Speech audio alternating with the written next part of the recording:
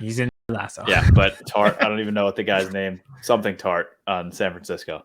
Something Tart. As soon as he dropped it, that's what I started going. I was like, Jamie Tart. Chris Hansen here, and I'm going to need you all to take a seat right over there and check out Birds versus Boys. I think you're completely right here, and I hate it. Yep. Hey, idiots. Stop doing dumb things. I got 2 phones. Upside alert. Upside alert. I might go insane. I think you're already there. There's no hope. Hope is gone. If this was an AFC North podcast, we'd be done in 15 minutes. Bob Hope. I'm going to drink bleach. That is? Be the team you promised me you were going to be this year! This is the Consciously Hopeful podcast. I'll be watching. Brown cow. Ladies and gentlemen, welcome to episode 102 of Birds vs. Boys. The NFC and AFC championships are complete. We have the Super Bowl I was hoping for. Bengals, Rams. Go Joey Burrow. He saved us from Jackson Mahomes and Brittany Mahomes or Matthews, whatever her name is, from TikToking all Super Bowl week. We don't have to deal with them anymore. Joey Burrow saved the day. The games were pretty fantastic, I thought. I think this was one of the best playoff runs for the NFL there has been in a long time. But Aidan, how are you? Welcome to the show. Did you enjoy the weekend? I did. I'm coming to grips with the fact that football is over. It's one of those things, though. It's like, this is how I felt when I left college. I was like, this was awesome. This was a great time, but I've done everything that I could do here. That's how I feel about this NFL season. This was awesome. Like you said, this was a great year, but there's really nothing else left for us to do. We've got one game left. I'm like content with the fact that there's one game left. Like, I feel like I've seen a ton of great storylines this year. There's really not a lot left for me to do. The only thing that keeps me going is draft season. Getting ready for the draft. I'm so happy that you and I are draft geeks, draft nuts. We can do our mock drafts that we're going to do, because when it's February 27th and it's, Spurs Jazz on TV on Sunday on ABC, I will want to rip my eyes out with a fork. Oh, I'm big into the NBA. This is big time NBA time for me. It's like not me. Between now and then, all right, Super Bowl ends, and usually my team's not in the Super Bowl, so I'm like into the NBA. And then like after this, and it's like full go. Who are we drafting? Yep. I am now full draft mode until like March Madness begins, which I enjoy. And then baseball season, which now spring training may be being pushed back because the labor negotiations are still not happening. So I am fully keen in now. Super Bowl and then draft. All draft all the time. We did pretty well with our draft content last year. So we are going to vamp that up this year. We're going to be doing a ton with that. We got some fun things, some fun content planned for you people. Fun content, as always. It's 102 episodes in. We've always got fun content for you. All we do is fun. Tonight, content-wise, we're obviously a few storylines for us to touch on with our teams within the league. We have a funny TikTok coming up as well. And we have an interview with Ian Hartitz of the one and only PFF, which we touched on multiple times on this show. But not only is he a member of PFF, he does the PFF Fantasy Football Podcast as well. So we do a lot with fantasy football. I love fantasy football. Kevin loves fantasy football. Out of the show, we constantly text about fantasy football. Yep. So he was a great guest to have on, and a Cowboys fan as well. Didn't even know that. There. Yeah, I did not know that. Sneak peek on that one. You can talk fantasy football all year long. Oh, yeah. I was thinking about this while we were talking to them. There are like very few things in the world where you'd want it to be your job because you have to do it every single day. Like even some of the things you like, if you did it every day, it'd be monotonous. Like even talking about the NBA, like in October, not only do I not want to talk about, the players don't even look like they want to be out there in October, but fantasy football, I think we could talk about it every single day. All the time. Every day. All right. The thing that I don't want to talk about at all or any day, but we have to today is the new Washington team name. I feel like they've joined the XFL or the CFL or, the Commanders. Are we really doing this? The Cowboys and the Commanders. That actually doesn't sound half bad. That sounds like a movie that has like a $2 billion budget and amazing graphics, and it's with like The Rock. you got and The Rock's in it as like a space cowboy fighting he's like the leader of Space Force. And he's the fighting aliens. And they're fighting cowboys, and they're fighting Kevin the Hart's Italian the mafia cowboy in the 60s. Yep. It's just Commander Rock versus Cowboy Kevin Hart. What a storyline. Hollywood is so easy. Oh. Done. I could pitch that tomorrow to Universal and we'd be millionaires. We would never do this show again. Actually, we'd do it every day a week because we'd have nothing else to do. We'd retire. Do this and talk fantasy football. Yeah. From an island. Draft every day. Yep. From Bora Bora. Yeah. Oh, man. Easy money. But yeah, it was boring and predictable. Nothing flashy. Again, we'll touch on this with Ian as well, but they probably could have just kept the name. Yep. Or kept no name as their name and just forgot about it. It's just like Joe Theismann leaked it last week by accident, and then there's helicopters zooming in the building. Like, we knew what it was, but it's just, there were better options. Vince said it. It's just, there's better options. I mean, the Red Wolves wouldn't have been that bad. I don't know. Vince hasn't said it yet. Well, said it to us. Pick the scene in the office. Yeah. You're a murderer, Sweeney Todd. How do I know that? I'm not supposed to know that yet. Great episode. Well, he said it to us, okay? Earlier. Before. He said it to us backstage for sure. He said it to us before, but it's in the future. He saw that helicopter footage, and the first thing he did, he texted us. He was like, they should have just kept the name as no name. Yep. Yeah, it's a joke of a franchise. Yeah, I was about to say, you kind of just expect these things from Washington at this point, and it doesn't fix the main problem to me. Well, I guess the main problem should be like the glaring sexual harassment issues that they've had for years. That would probably be the worst. But also, like, build a comparable stadium. They're going to draft Deshaun. They're going to trade for Deshaun Watson, aren't they? Probably, without a doubt. Which reminds me, TikTok tonight is top 3 destinations for Jimmy Garappolo.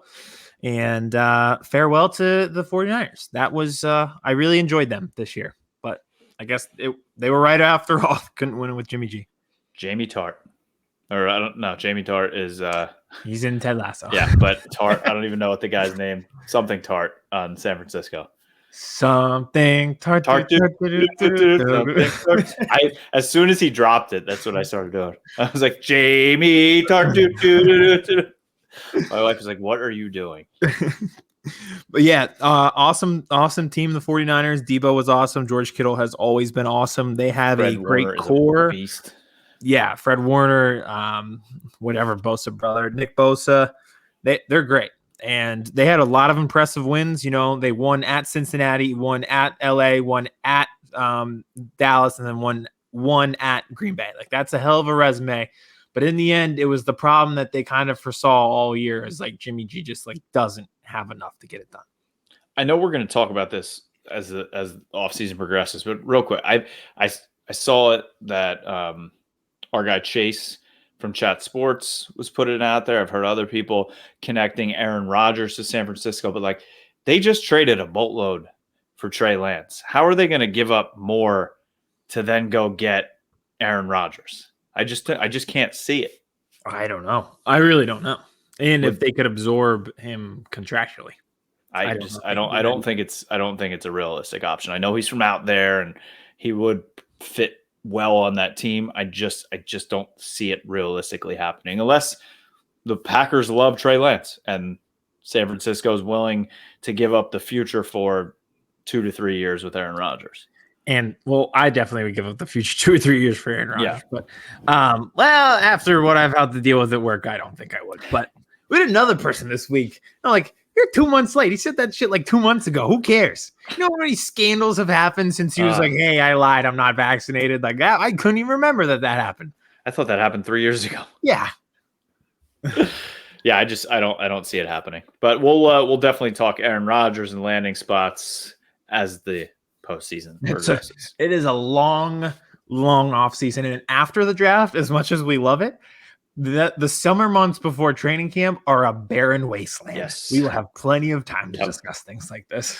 That's when we're like, what do you want to we want to talk about. And then Vince is all happy because he's like, yes, 25-minute episodes. And then you and I still continue to talk for an hour and 15 minutes. Yep, happens every time. Sorry, buddy. All right, where do you want to go? There's a lot happening, even though the season is over. Let's do Tom Brady. Okay. I think we have to. There's other serious topics that we got to do. This one, we got to touch on it. Another one that we got to touch on. Tom Brady officially retires. It broke over the weekend, so kind of right in between our shows, which suck. And then he officially announced it yesterday, 2 days ago, as you are listening. And it's over. 22 years, undoubtedly the greatest football player of all time. Probably will never be passed. Ending it with 7 titles. Tom Brady has 73 career losses. Since 2015, the New York Jets have 76. Which is remarkable. And there are multiple teams that never beat Tom Brady, including the Cowboys. 0-6. Remember that time that the Cowboys beat him in the Super Bowl? Oh, wait, that didn't happen. Yeah.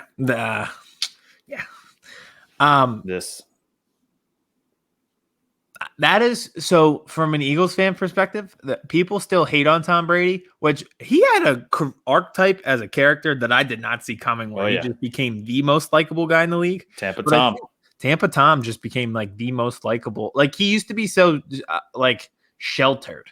Yep. And now he just like put himself out there and people were like, oh, hey, this guy's actually kind of funny. He literally turned into Florida Stanley. Yeah, he honestly did. And remember that story that Julian Edelman told where Brady like went off on him for like being on Twitter and being on his phone, and now like Brady is the social media guy. Hilarious. Yeah, but, it's funny too because Vince is young. Vince, do you remember the NFL without Tom Brady? Yeah, he's shaking his head now. Yeah, I was 5. Because he came in the league 1999, 2000. Yeah, I was 5 years old. Like I remember the tuck rule game. I remember the actual game. I believe it was a Monday night game or a Sunday night game when Drew Bledsoe got knocked out of the game on the sideline and they brought him in. And it's like, that was it. I mean, I believe Drew Bledsoe won a playoff game for them that postseason. And then Brady started the Super Bowl and won. But it's just, I remember the moment he won the first Super Bowl and he had his hands on his head like this, and they weren't supposed to win that game against the greatest show on turf and the Rams. And it's just so real quick. That's my first football memory. That's my first Eagles memory was losing that NFC championship to the Rams. And then the Rams play the Patriots in the Super Bowl and Tom Brady wins. So literally I do not remember football before Tom Brady was a part of it. Wow. Think about that. That's unbelievable. 22 years. I was 5. That's unbelievable. I was not 5. Yeah, it's funny that like my wife was so happy when Tampa lost this year because she's just one of those people that doesn't hate him because of the Eagles connection, but just like doesn't want to keep seeing the same person in the Super Bowl. And I get that. But at the same time, for me, I love watching greatness. And if the Cowboys can't be in it, I want to watch the best players. And watching him, whether it was the 28-3 Super Bowl or what he did coming back last weekend against the Rams, no game was ever out of reach. I was about to say, we talked on it before we knew he was going to retire and just how that game was going. And you can see the other sideline tensing up. And I told you, I was at a restaurant and you could just feel the energy where everyone was like, this is about to happen again. And it happens every single time that Tom Brady like has the ball, which makes me all the more appreciative of the Super Bowl that we had, that he was given the ball down 5 with 2 minutes left and did not go down and score and was instead strip sacked. And now I think Eagles fans and Tom Brady have like a mutual respect. Yeah. Especially for people my age, like that was one of my first heartbreaks as an Eagles fan. He beat us in the Super Bowl, and then my greatest triumph is beating him in the Super Bowl. But I was surprised that he didn't go out on top. Like I thought he'd come back and be like, "This is the last ride. I'm doing one more. I'm going to try to win a Super Bowl and go out on top, and this is it." And kind of do that farewell tour that we've seen other athletes like Kobe Bryant do. Yeah, apparently he said he did not. He was never going to do what he did not want to have a farewell tour. I always thought that's what he would not really the farewell tour, because a lot of athletes in the farewell tour kind of sector are beyond their prime and don't have any, like, they won't compete for a championship because they don't have the talent. Tom Brady could win MVP this year. Like that was he was the best quarterback in the league this year. Yeah, honestly. And if they re-signed Chris Godwin and had a healthy wide receiver core, like, they can run it back next year. Oh, absolutely. I was listening to Michael Lombardi, who was on Pat McAfee yesterday, who worked in New England and with Belichick and Brady. And he said he truly believes that Brady signed on for 2 years down there. And that was always his mindset. He was going to do the 2 years, and then he was walking away. Which I always, he said he wanted to play till he was 45, and he could, but it was always that mindset. And I think that mindset with his family as well, that he was going to do 2 years down there, and then that was it. And get one more ring, or at least try to get one more ring. Yeah. Yep.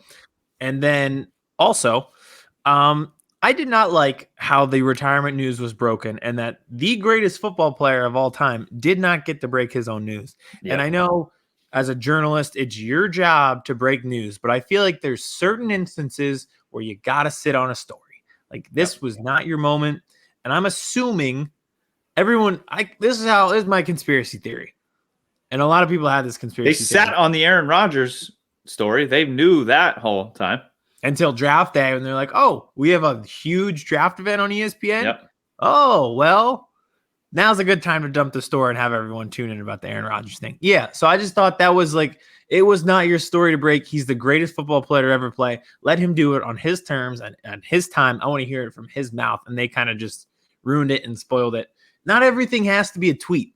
Like, if that were in the Man in the Arena documentary and you're watching there, say you're sitting there watching and you hear it from Tom Brady himself, recapping the season, and then just be like, that's why I decided to retire. Like, that is like jaw-dropping content that HBO and their premiere content couldn't even script. Yep. And there we have Adam Schefter having it. Mm-hmm. And that's my theory, is that they were setting it up for it to be on Man in the Arena, which is on ESPN Plus.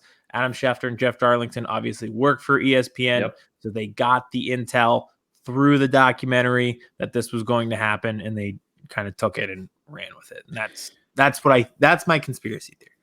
Do you think New England fans should be angry at all with the retirement, where he didn't mention Belichick in New England and all that, or do you believe he did that when he walked away from New England, and then he was kind of saying goodbye to his second part of his football life, and then he's going to go back to New England and retire as a Patriot? I was about to say, I'm still waiting. I feel like there's another shoe to drop. Like, I feel like there's going to be a point where he does do a whole New England thing. Yep. There's going to be like Tom Brady Day in New England. Just like, I didn't want to compare it to Patriots Day because that was a bombing of a marathon, but just like like everyone in Boston kind of rallies around that at that time. And I feel like in a much smaller scale, they would rally around like a Tom Brady Day. And the Nick Foles congratulations tweet, did you see it? Awesome. With the handshake. Was he trolling? Yeah, without a doubt. Or whatever assistant runs his Twitter account did a phenomenal job. But that was But it was like classy little. Yeah. It was fun. They shook hands after all. I love it. So real quick, touch on it from your viewpoint, and then I'll touch on it quick from my viewpoint. The NFC is kind of just in chaos right now. So Tom Brady is retired. Sean Payton retired as coach of the Saints. Aaron Rodgers could be on his way out. This is pure chaos in the NFC. How do you feel about it from a Cowboys point of view? Does this enhance your Super Bowl desires? Absolutely. Tom Brady being gone, the Tampa Bay Buccaneers having major cap issues. Who knows if Bruce Arians comes back? He may say, you know what, I'm done. I don't want to roll this back with Blaine Gabbert. Like you said, Sean Payton not being there. They don't have a quarterback. They're in cap hell. We don't know what's happening in Seattle with Russell Wilson, Pete Carroll. And then if Aaron Rodgers leaves, he goes to the Joe Rogan podcast, Denver, maybe Pittsburgh, maybe out of the NFC. who's at the top? The Rams, maybe Arizona, but again, Arizona is always flip-flopping. Yeah. San Francisco is going to be there, but at the same time, we don't know what Trey Lance is going to be in his first year really starting. If the Cowboys can roll it back, get a lot of these free agents back on defense, Dan Quinn is back, a fully healthy Dak Prescott, a healthier Ezekiel Elliott, rebuild the offensive line, I think this team has a legitimate chance to, I don't want to say go on a run. I don't want to say make it to the Super Bowl, but I think they have a chance to be one of the top 4 to 5 contenders in the NFC. I agree. Unfortunately, a lot of these teams have questions this offseason. The Cowboys are no stranger to that, with just the decisions that they have to make. And for the Eagles, from this point of view, a lot of people are saying it, you're not as far off as you think from competing. Do you go and try to trade some of these first-round picks for Russell Wilson? If the opportunity is there, I assume that they will try to do that. Do I think that's the right move? I don't know. I really don't. I think there's a lot of holes in this team. Yeah. But it's like, you look at it from every point of view. Will they actually draft 3 studs? This is a front office that has struggled to do so in years past. So I don't know. I really don't know. But it seems like the NFC is there for the taking, and you need a franchise quarterback to do it. I am thankful my team is not in a conference with Mahomes and Allen and Burrow and Herbert and Carr and all those studs. Lamar. Who knows Lamar? Who knows what Mac Jones is going to turn into? Ryan Tannehill. I mean, right. Oh man, the Titans. You gotta, if you're the Titans, what do you do? Jimmy Garappolo. Yeah, I guess. Yeah, you're a murderer, Sweeney Todd. Yeah, I think I honestly think the NFC is wide open. And the schedule is going to be harder for the Cowboys this year. Obviously, for the second year in a row, the Dallas Cowboys are playing both Super Bowl teams. What NFC division do we play? Check right now. We play the Vikings, of course, like we do every year. So then it's the NFC North. Because why would you play the Vikings?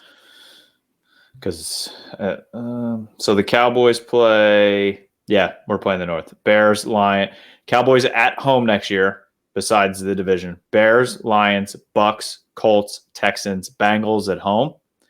On the road, Packers, Vikings, Rams, Jags, Titans. That could be insanely hard or insanely easy. I have no idea at this point. It's going to be a long off season.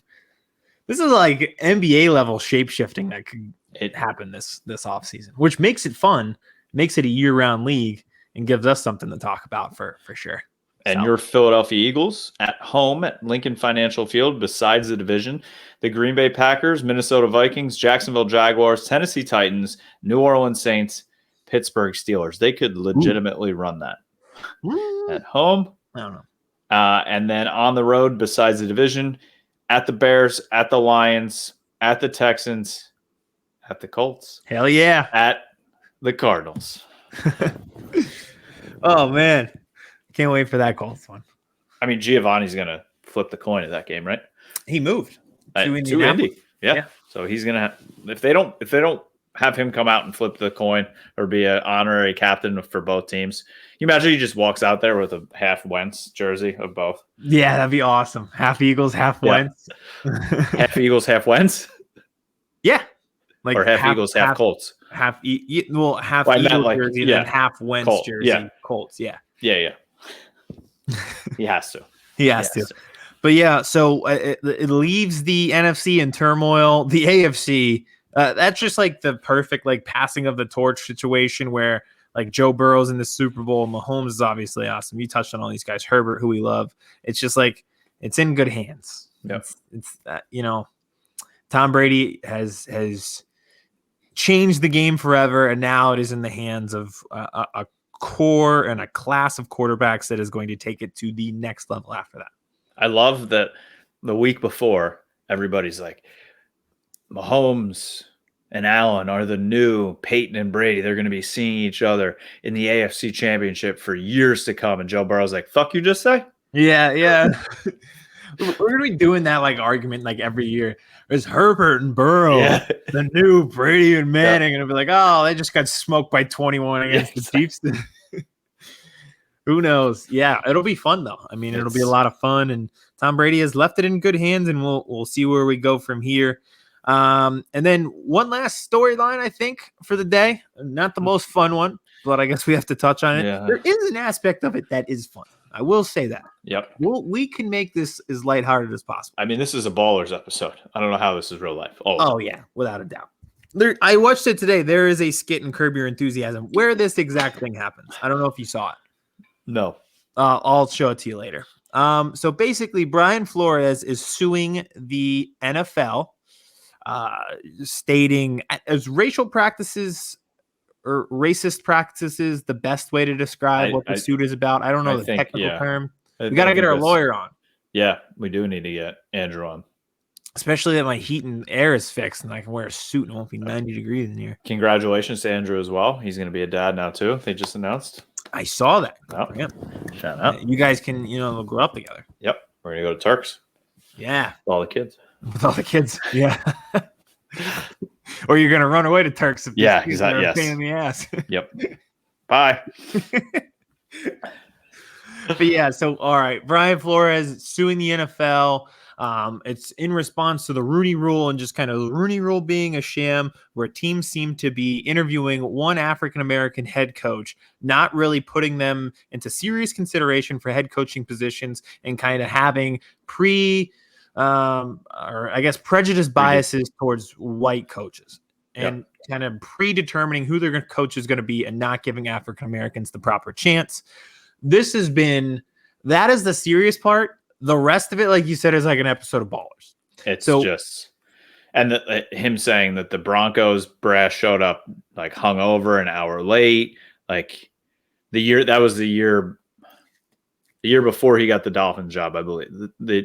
That was not this year, right? Or was it this year? I believe so. I don't think he interviewed this year for the Broncos. Yeah, that was when he was interviewing with and to touch on that, just to go further, so that was one piece of evidence that he had. The other piece of evidence that he had was that Bill Belichick, this is like the main piece of evidence. Yes. He thought he was texting Brian Daboll. He was texting Brian Flores, congratulated him on the job, and then had to backtrack once he realized that he was texting Brian Flores and say, hey, sorry, I got the wrong Brian. He goes, sorry, I fucked this up. Yeah, sorry, I fucked this up. And then just his initials at the end, BB. And then the ending, just thanks, Bill. The best part was he was like, congratulations on getting the job. And he's like, where? The Giants. He's like, I interviewed there Thursday. Like, yikes. And then like that awkward pause. It was probably like 15 minutes when Brian Flores was like, I don't know. Coach, are you talking? Do you think you're texting Brian Daboll or Brian Flores? That light bulb moment. Can you imagine sitting there in his living room, whoever Brian Flores was talking to, when they put it together that Bill Belichick texted the wrong person? Oh. Unreal. Or is Bill Belichick getting back at the Giants after all these years? I do like that conspiracy theory. And then today, the latest development tomorrow when you listen. So Brian Flores did an interview on Get Up on ESPN this morning. What do you think about that? The lawsuit just went out. I think you got to face the music and kind of talk about it and say, hey, this is why I'm doing it. I have no problem with you doing like a sit-down interview. If you're doing sit-down interviews every day, then I'm like, all right, well, like, what are you trying to do? Like, this is obvious. This is a legal proceeding. It's not an entertainment. Exactly. But if you do one interview, like, I think it's fair to kind of lay out what your cause is. This is why I'm suing. This is the evidence. This is what I'm doing. Just publicly. One time. And he did it twice. He did 2 interviews? Yeah, he was on CBS Good Morning and also Get Up. Okay, now you're pushing. During that time, I would recommend, and I am not a lawyer, but I did have a marketing degree, so I know a little bit about PR. I would recommend that your lawyer do not compare you to Rosa Parks. Yeah, that was Stooge. Do not let your white lawyer compare you and say you are the Rosa Parks of the NFL. Like, what are we doing? No. That can't happen. No. And it happened. No. Especially from just like a middle-aged white guy. Do not utter that from your mouth. No. That part I thought was like from the movie Don't Look Up. It's right. It was insane. You're just like, what are you doing? Why would you say that? It's like that moment where everyone's like, moving on. Yeah. Like, oh, and she freaks out and they're like, well, all right, moving on. it's just the whole thing is I'm very interested to see how it's moved forward, or if they settle and it's swept under the rug like these things always are. Mm-hmm. And we kind of don't hear from Brian Flores much anymore because, I mean, he fell on the sword, and I think he knows he's falling on the sword. Yeah. Yep. I was about to say that is a guy who probably will not have a head coaching position again in the NFL. It's just kind of the nature of the beast, which is a shame. So hopefully he does win his suit then. And I think he could. Yep. I think he has a great shot of winning it. I have no legal expertise, but as someone who read those text messages, it seems pretty clear what was going on. I hope he gets to go to like a good college team and dominates in the college ranks or something, because I know the stories that he seems to be an asshole, and he had a lot of issues with management. He had issues with players, especially with Tua. But I mean, he obviously loves football. He's obviously good at his job. He loves to win. I mean, he was offered $100,000 per loss by the owner of the Miami Dolphins. He's like, yeah, that's not how we do things. That's a guy I would want running my team. Yeah. It feels like a guy who probably has a good pulse and like a good heart, and probably needs a lot of work on the X's and O's of the game. But that has nothing to do with the Dolphins purposely trying to lose. No. Listen, I can't talk. We were purposely trying to lose here in Philadelphia for a long time for the basketball team. What do you do if you're the head coach and calls you in the office? Me, I'm poor. I am saying, listen, I'm going to show the team one play and one play only for the film room study that week. We're going to run QB sneak Joe Judge did from the 5-yard line, and we're going to do that 60 times, and I'm cashing $100K. And we're going to do that 9 times. We're going to do that 9 times. We're going to be out of here. We're going to be 0-17. I'm going to get a nice quarterback. And what's 17 times $100,000? Because I'm going to be sitting pretty after this. Mm-hmm. 1.7 million, if I'm doing my math right. That is the math. Yeah, it's a wild story. It's a crazy story, but it's a true story. I love how many times in society in the past few years you could be like, it's a wild story, it's a crazy story, but sigh, it is a true story. All right. Anything else around the NFL that we need to cover before we get into our interview? No. I think that was pretty much it. I'm looking forward to this interview with Ian. All right. Let's get into it then. Our interview with Ian Hartitz of PFF and the PFF Fantasy Football Show. I listened to his show today. It was pretty incredible. Like we said, we love fantasy football. So we'll get into it right now. Here is our interview with Ian Harditz of PFF. Maybe Chris Collinsworth will hop on with him. All right, Aidan, we are now joined by Ian Harditz from PFF. He covers the NFL as well as fantasy football for PFF, and he's the host of the PFF Fantasy Football Podcast. What's going on, man? Thanks for hopping on Birds vs. Boys. How we doing? Appreciate you guys having me. I am a Cowboys fan by nature, and I have a shirt that's got the Cowboy guy like just sticking up the bird and it says "fuck the Eagles." So let's go.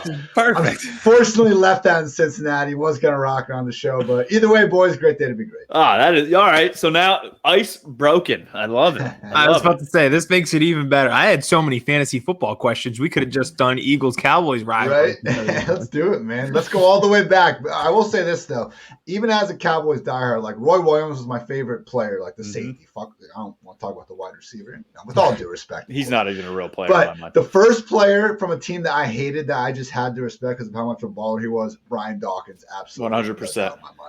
Yeah, I wrote an article about him for our website, Branded Sports. Like 2 or 3 years ago, and he retweeted it, and I was like, all right. It was like I think I actually named it like it was when he went to the Hall of Fame. Something about Brian Dawkins' career and from the eyes of a Cowboys fan, and he was like, oh, okay. It was good. All right. This question makes even more sense to start it off then, since you are a Cowboys fan. Please describe the new Washington Commanders name in one word. Rip off with a hyphen. So because there's the San Antonio Commanders, man. My AAF dogs. Like, come on, Right? You can't be stealing. Like, it's the most AAF name ever. You literally stole the name from an AAF team. Like, it's freaking it's absurd. So I don't know, man. The worst part was I was looking at this like viral tweet before I got on here from someone like pointing out like, let Instagram make these jerseys and the team names and stuff, because the Red Wolves and the there's another one, the Red Birds with the plane on it. Yep. There were so many other like good options, and we had all forgotten about the issue anyway, and all come around the football team in the first place. So they were now like solving this problem that probably didn't need to be solved. It's almost like they have an important court date coming up tomorrow. So just another just more class from the Washington whatever the hell we're calling them now, Commanders. Oh man, classic look over here while this goes on over here type of strategy. Mm-hmm. We're gonna go on the Today Show. Yeah. All right, so we've got some fantasy centric questions for you based on our football teams that we like. So it makes it even better that we get the 2-for-1 where you're a Cowboys fan and a fantasy expert. So we'll start with the Eagles first. The goal of Eagles fans and the dream of Eagles fans this offseason is to pair Devontae Smith with a dynamic playmaking wide receiver on the other side, whether it's signing Chris Godwin, Allen Robinson, trading for Calvin Ridley. I've seen rumors for that too. Would that hurt the fantasy value of guys like Devontae Smith and Dallas Goedert because it's going to take away their target share, or would it help them because defenses can't key in on those guys? It's almost always targets. We just want the volume. That's why, you don't need to necessarily even be a great real life player to be good in fantasy. So yeah, like when I hear this stuff, like with Ridley and Will Fuller, whoever the hell you want to put on the Eagles, I get it. They absolutely need an upgrade at number 2 receiver. But in the most run heavy offense in the league, I mean, Devontae, I think we can all agree last year looked pretty damn good. And you look at his efficiency numbers, and he really wasn't that far off from Jamar Chase. I think he separated a little bit towards the end of the year. But, better than like Jalen Waddle. Waddle was someone that didn't even post that great efficiency numbers, just got peppered with those targets. Yeah. So, no, man, it would absolutely be problematic. In some offenses, we can enable multiple pass catchers. But now, look at the freaking Bengals until really the last couple of weeks in the playoffs. It was always one of Higgins or Chase going off every week just because there's only one football to go around. So, in real life, add one. Like, it's going to help out the Eagles, absolutely. But in fantasy land, it really would hurt the value of everyone involved. And I actually just had an article go out on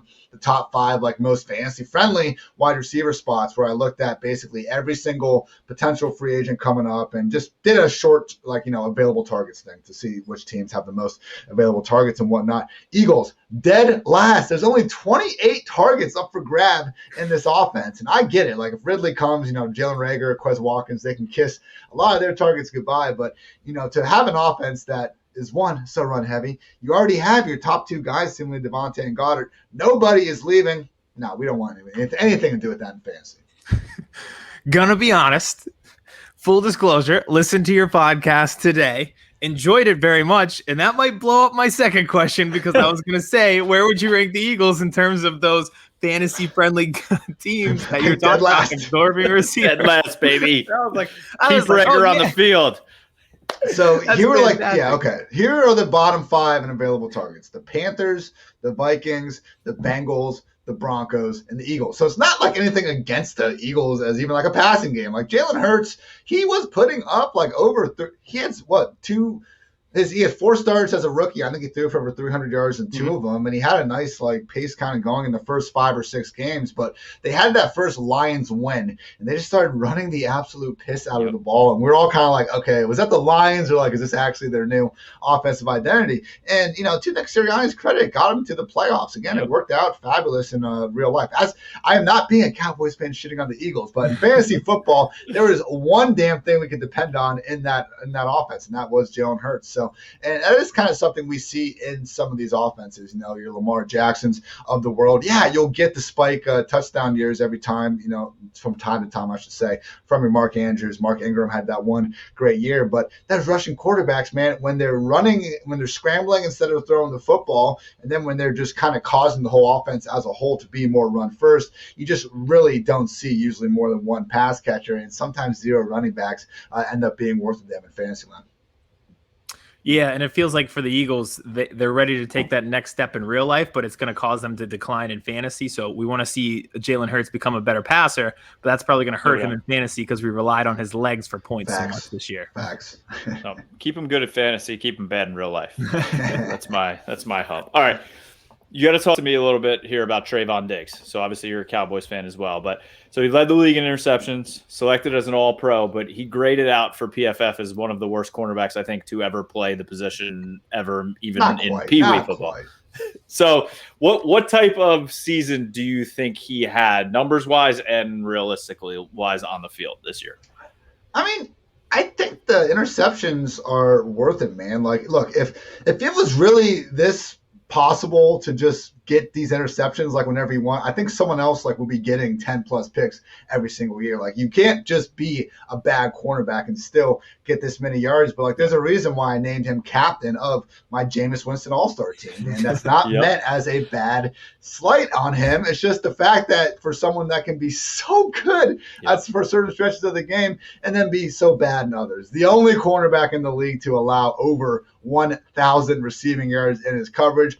To Diggs' credit, he did move around a lot, and the Cowboys usually weren't making a big habit of giving him, a ton of help. I know that's something that the Eagles' own cornerback, Darius Slay, gets a lot of credit for around the league. Like the fact that not only does he follow the number one wide receiver week to week, very rarely has safety help. So, when I see like DK Metcalf going bonkers against Darius Slay, like I don't hold that really against him the same way as we would against, some number 3 corner on a random team who isn't good enough to get that responsibility in the first place. So I think, when you kind of include some of those things for Diggs, it's a lot easier to come away with, always, as most things in life go, somewhere in between kind of the mass consensus of he's the best cornerback to ever play and he absolutely sucks. But in terms of PFF grade, I'm looking at it right now. I think we have him. This is among like freaking 300 plus players in coverage. He's 48th, and among cornerbacks, he's 31st. So no, not as high as you expect someone, with 11 damn interceptions to be, but he's still okay. Our PFF grade is always catching so much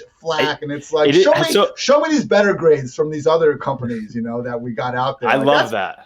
Find me something, that's fine. And, if someone from Yahoo or Roto-World or whatever they're calling themselves these days, if someone has something to compete with it, then fantastic. Let's all become smarter. But so much of it is just like, that sucks, when it's just also reflecting the same thing usually, QBR, yards per attempt, whatever the hell. How is that internally at PFF? Like, do you guys joke about that all the time? Do you get mad? Get used to it, man. Yeah. It's anyone that's been in the fantasy community for a while knows that you're going to catch a lot of flack just week in and week out. We're trying to predict the future of hundreds of players a year, like multiple instances. Like, think about all the you can have like 5 different opinions on a player depending on the format we're freaking talking about. Like, what we're trying to do is impossible. We're going to be wrong. What I always say though is just like, I'm pretty confident what I'm doing as long as people continue to say, damn, Ian, what the hell were you thinking after the game instead of before it? So as long as no one's completely undressing your argument before the football has even been snapped, I think you're doing okay. Absolutely. All right, so speaking of having multiple opinions on a player, I think a lot of people have multiple opinions on Ezekiel Elliot, whether it's on the field or fantasy land. So going forward next year in fantasy, where do you rank him? Do you think he's going to be even a top 20 running back? Do you think Tony Pollard's going to start to eat into his value even more? Because I believe Tony Pollard should be the starting running back for the Dallas Cowboys. And is this going to be his last swan song with the Cowboys this year? I think it will be his last year. I'm pulling up his contract right now. Yeah, they can get out of it after next year. Yeah, like they can't do it this year. Like $30 million cap hit. Even if they cut it after June 1st, you're looking at $18 million, $18.30, whatever the hell. That is absurd for a running back. Dude, like the worst contract for a blocking specialist. It's not even close. So, it's just so. This was like one of the things with Zeke going this last year, and I actually have an article coming out tomorrow on Thursday about this. Like, it's kind of a myth that these running backs get so many touches in a single season and then immediately break down. I mean, there's been, I think the sample size was like 19 running backs that had 400 plus touches the season before, and it was like all but 5 of them played 14 plus games the next year. So like if you really feel confident, like a 26% hit rate on kind of predicting these guys to just get hurt and completely fall off a cliff, I think you're going to be missing on that. But anyway, like people were using that argument for Derrick Henry this past year. And okay, he ended up being one of the 5 that worked. So fair play to everyone that got that. But the one thing I looked at was like, why do we just draw a line in NFL? What about college carries and stuff like that? And once I added college on to professional, it was like Zeke had like an entire season's worth of carries over even Derrick Henry going into last season. So It's one of those things, man, where I think, you watched all the Cowboys games last year. There was a big difference in Zeke in the first half of the year and the second half, particularly first 5 or 6 games. But I remember that, the one game without Dak, and Zeke's actually making the game-breaking play at the end, like shedding 2 tackles, showing some burst for a change. Against the Vikings. I get it. He's not Tony Pollard, but one of the things, and it's sad that your $90 million running back isn't your backup running back. Like I understand, like relative to his contract, it's a disaster. But if we want to talk about the actual player more, like he's not Tony Pollard, but put Tony Pollard's stats against like any running back in the league, and you're going to see him in the top 5 and everything. That's how freaking good the guy is in terms of yards after contact, missed tackles forced, and all that. So, but he gets 6 touches in a playoff game. No big deal. I know, man, so freaking brutal. But hey, I'll tell you what, like we mock Zeke as like this blocker, and no, you don't want to be known for that. That blitz pickup he had in the playoff game on that third down, it was freaking insane. So, and he's been doing that since his days at Ohio State. I'm a Columbus boy, so I've really been watching Zeke, all the time over this past decade. So, in Fantasyland, man, it's going to be tough to keep him out of really, I would say, he'll be probably borderline RB1, top 12 potentially, just because, again, he's going to get the volume. And look, they continue to have 90 million reasons to start him ahead of Pollard. Like, I don't think we're going to just have them randomly wake up and do a different thing. Some people are overstating it. A fun thing to do after the season's over. You have guys like Zeke that played every single game and just, get your Twitter engagement and be like, Zeke was the RB6 last year. And everyone's, acting like he just sucked. It's like, well, he was the RB19 in fantasy points per game. We can, be adults about this situation here. So it's one of those things where it's unfortunate that he has this role in this offense and he's not the top 5 RB that he was a couple years ago. Does that mean he's going to be outside the top 20 though? I don't think so. Just too much touchdown equity to go around. We know he's always liable to catch 50 plus balls a year in the check down game. God forbid he is a little bit healthier, man. Maybe we do. Maybe we do get a little bit of a return to form from Zeke. Look, this will be the cheapest we can ever buy him. So it's not like if we can get Zeke in the 3rd round, like okay, I'm down for that. First round, no, but that's not the conversation anymore. That's what makes fantasy so cool. And I think it's also going to hinge on the fact of what the Cowboys do this off season to repair that offensive line. The offensive line is not what they had in 2016. It was a disaster this year. They need a new guard. They need a new center. I think they're going to address it in the draft and possibly in free agency. And I believe if they can shore that up, that'll help his value even more. Yeah, we'll see what they do at wide receiver too. It sounds like the latest report is Cooper isn't going to be cut. I know they could save some money, and $16 million. Yeah, and Jerry had those interesting comments, about him a couple weeks ago. But really, with the Gallup ACL and him just now having that surgery, unbelievable. I'm not a doctor, but the ones that I follow on Twitter are saying now this potentially puts him not until full go until like November, December or so. So like I think maybe they would have if Gallup was like healthy and ready to go, I think we could have seen Cooper moving on. But without that, I don't know how they really can get away from him. Agreed. I did not know about that surgery. Yeah. He's just now having it. Yep. Yeah, I just saw it today, man. It's ridiculous because usually like you hear about these season-ending things, and then like the next day it's like you underwent. They have it scheduled. So. Yeah. I think it was a bunch of like major swelling or something. Yeah. So like it wasn't like malpractice by the Cowboys or anything. It was just like unfortunately more messy ACL than usual on a freaking touchdown. Yeah, literally. What a beast. That didn't even look like I've watched it 100 times, and I'm like, where did he do it? How did it? Yeah.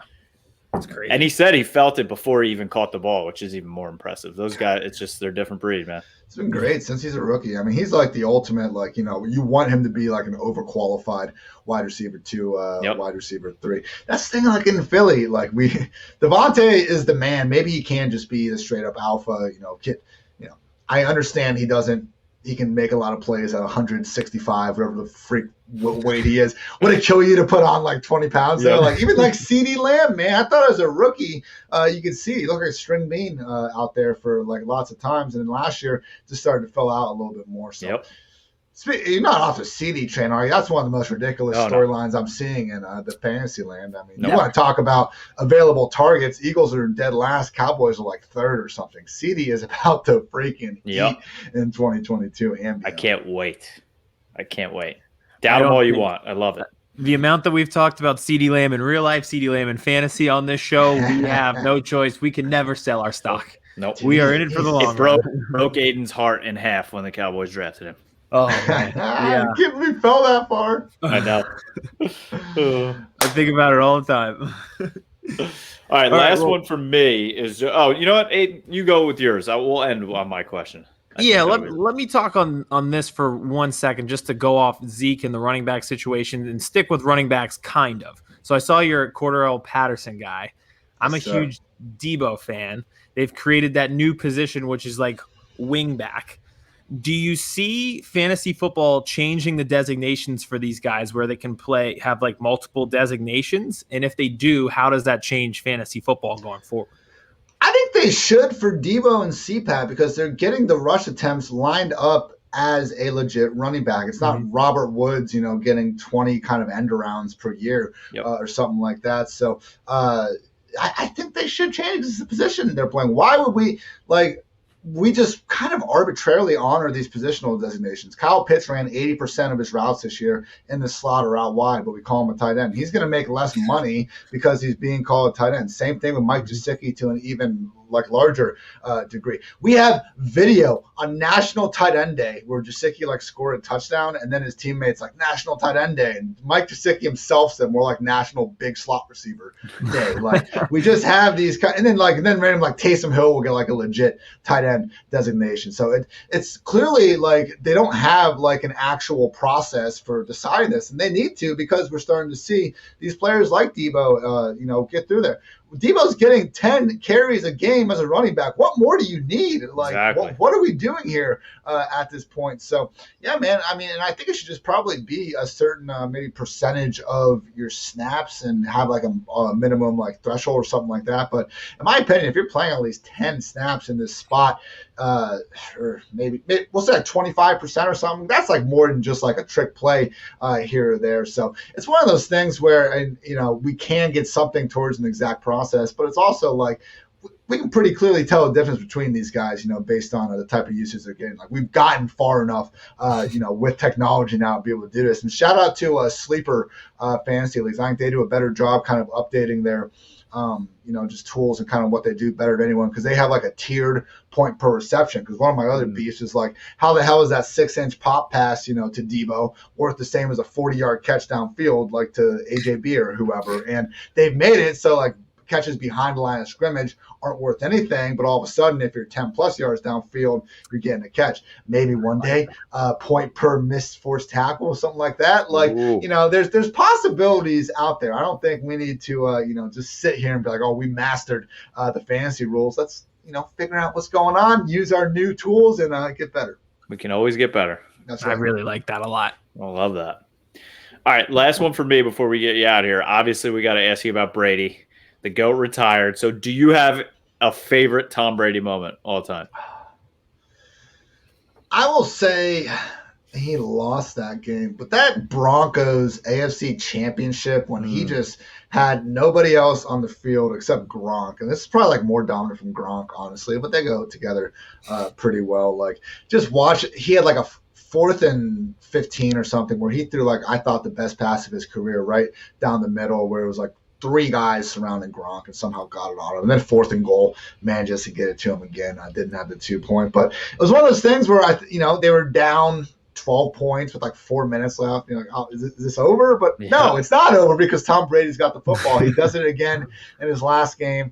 I don't think the Cowboys ever beat him. Never. His entire beat him his entire career. Unfreaking believable. And I know a handful of those games were from behind as well. So Man, the GOAT, there's absolutely no way around it. It's wild, and it's going to take so much for someone to even come close. The fact that he got like the 2-0 playoff record over Patrick Mahomes as well, like it's just going to age so well, I think, going into the future. So, man, the true GOAT, and it's wild when you look back on a couple, like just, a player to, and I guess, having the Malcolm Butler, he certainly got some benefits as well with the Super Bowl. We need to point that out if we're going to go the other way. With that said, man, like that second Giants game, Gronk was like an inch away from catching that like deflected Hail Mary. Some of the stuff going on there, with the Eagles giving up 41 points to them and things like that. So truly, man, the GOAT and someone that obviously in fantasy, proved that you don't necessarily need to, be scrambling around all day to still have a major impact as well, even into his age 44 season. Crazy. It's absolutely crazy. All right. So let everybody know where they can read your stuff, how they can listen to the podcast, where they can follow you on social media. Ian Hartitz, Twitter, PFF.com, the PFF Fantasy Football Podcast. Great day to be great. Thanks, guys. Fun time. Go Cowboys. Perfect. Go Cowboys. Appreciate it, brother. We'll have to have you on right before the fantasy drafts all unfold this summer again. Oh, yes, sir, man. All year, every day. Love it. Love it. Appreciate it, brother. We'll talk to you soon. Boys. All right, Aidan, another absolutely phenomenal interview. Thank you to Ian from PFF for joining us once again. I mean, we just keep cranking them out, Aidan. A+ after A+ after A+, and there's way more coming.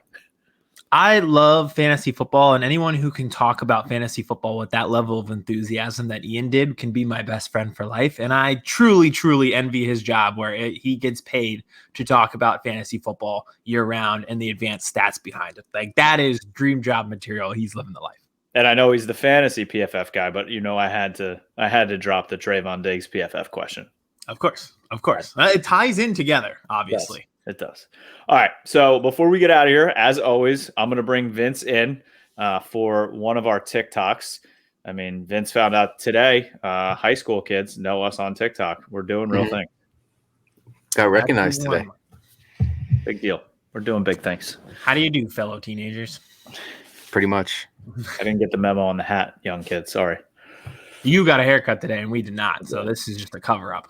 Honestly. You got like 4 or 5 years left of that at most, so flaunt it while you got it. Listen, it's turning gray, but it's not going anywhere. Once that kid popped out, you are going gray, buddy. I got 6 weeks. Yeah. Gray, going. It's been gray since the day I got married. Uh-oh. All right, what are we TikToking tonight? All right, so came out today. Jimmy G said he expected to be traded this offseason. He would like to go to a contender. We'll see if that's possible. We're going to try to play it for him and see where he goes. So we are doing top 3 destinations for Jimmy G. Love it.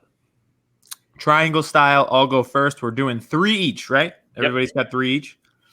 All right, at 3, I have the Houston Roughnecks because after this season, well, everybody said Jimmy G can't win you a Super Bowl, and then he went out and did not win the 49ers a Super Bowl. But, hey, Philip Walker kind of recreated his career for the Houston Roughnecks, so why can't Jimmy G? 3 for me. I'm going to the same state, but I'm going Houston Texans. We don't know what their quarterback carousel is. Will Deshaun Watson still be there but not playing? Tyrod Taylor is probably going to be out of there. So, I mean, he wants to go to a contender. What better place to go than Houston, Texas? So at number 3, I don't have Houston, but I have the Washington Commanders. I think it needed to be addressed. We brought the name up earlier, but I think, if he wants to go to a contender, why not go to a team that just changed their name after not having a name for 2 years and doing everything else wrong on top. and chose the wrong name. There were so many right names. They're like, let's go with the wrong one. Yep. Might as well just kept Washington football team. Honestly, it would have been better off. Everyone would have just forgot. Yep. All right. At 2, I have the Denver Broncos because he checks all the boxes. 1, he's tall. 2, he's white. And that is the end of the boxes for the Denver Broncos. 2 for me, it is the Tampa Bay Buccaneers. I know he's the betting favorite in Las Vegas to land this job. No more Tom Brady. I don't believe they're going to roll out with Blaine Gabbert or Kyle Trask. I think they're going to be in the quarterback market, and they're going to try and get a vet because the team, I know they have cap issues, but the team is relatively going to be the same team, maybe not Chris Godwin, that Brady had there when he started. So that division is a complete disaster. if they get a competent quarterback in there, they'll be able to still compete and win that division. Number 2, I have the Titans. Everyone keeps telling me how great they are, and then they keep being not great. So might as well upgrade from the Nissan Sentra to the Nissan Altima and see if you can go win a Super Bowl. That trade, getting rid of Ryan Tannehill for Jimmy Garappolo is literally the Spider-Man pointing meme. In a great analogy, a Nissan Sentra for a Nissan Altima. Oh God, it's gonna drive. Yep. It's not gonna be the fastest. It's not gonna handle the best, and it's not gonna be the safest. Nope. But you could turn the key in the ignition, and it will start and drive down a road. And you might get there. The Altima looks a little better, and like it's a little bigger. It's that's driven farther in the playoffs. Exactly. All right, at 1, I have the Washington Commanders. Fresh start for everybody. New name for them, new quarterback, new turning of the leaf for Jimmy G with a new destination that he can start his career anew. At 1, I have the Washington Commanders. 1 for me, it's here we go, commies, here we go. It's the Washington Commanders. I mean, there's no other way I don't know how they're going to do their chants and stuff. We saw their fans out there today trying to hype themselves up so hard, and it was absolutely hilarious that they were trying so hard when you could see it in their eyes. They hate it so much. It's just the perfect fit. Like you said, it's a new start for everybody, and it's Alex Smith 2.0. So get Jimmy G in there and keep this thing rolling. Minus the 72 leg surgeries, but yes. All right. At number 1, I have the Las Vegas Raiders. I think it's time to move on from Derek Carr. Obviously, he's a terrible quarterback. It's not a starting quarterback. I think if you're not going to start Marcus Mariota, you might as well just go out there and get Ryan Tannehill because that's what the Titans did. So, I confused myself. Spider-Man. Yeah. Might as well go out and get Jimmy Garappolo. So, sometimes you got a Pathfinder. You need to get a Nissan Rogue instead. You never know. Your car analogies tonight. That's I don't know why that's on my mind. No idea why that's on the mind. Vince, thank you for your car analogies. Very much appreciated. I always remove you, and then you remove yourself, and you pop back on the screen. It's great. Aid, you got anything else before we wrap this one up? No, I'm good. Pretty light week considering we've got one game left, and we'll touch on that next week without a doubt. We have 2 games left. Will you not be watching the Pro Bowl this weekend? I will not. I will be blindly betting the over, as I always do. That's what you got to do. Make sure you follow us everywhere possible. On Twitter, we actually still have our giveaway contest going. We hit the 1,300 followers, so we will be giving away a Devonta Smith jersey. If we get to 1,500 followers by Super Bowl kickoff, we'll also be giving away a Micah Parsons jersey. We were at 1,502, and then we lost some of those goddamn commie Russian bots, and now we're down to 1,499. So we still need a couple more to get us over 1,500. So make sure you follow us on Twitter. Hold on. We're down to 1,496. Ooh, those bots. We're losing bots. I was about to say that today must have been a bot removing day for the powers that be at Twitter. Not good. But follow us on Birds vs. Boys Pod. Follow us on TikTok so you can watch that Nissan Altima TikTok we just did. And anywhere podcasts are available, listen to us. Spotify, there's video there too. Google, Apple, wherever. And make sure you subscribe to our YouTube channel. There's going to be a lot more YouTube content coming out this offseason, not just full episodes. And hey, you get to see our beautiful faces. So subscribe to YouTube as well. We will catch you next week as we preview the Super Bowl. Chris Hansen here, and I'm going to need you all to take a seat right over there and check out Birds vs. Boys. I think you're completely right here, and I hate it. Yep. Hey, idiots. Stop doing dumb things. I got 2 phones. Upset alert. I might go insane. I think you're already there. There's no hope. Hope is gone. If this was an AFC North podcast, we'd be done in 15 minutes. Bob Hope. I'm going to drink bleach. That is? Be the team you promised me you were going to be this year. This is the Consciously Hopeful Podcast. I'll be watching.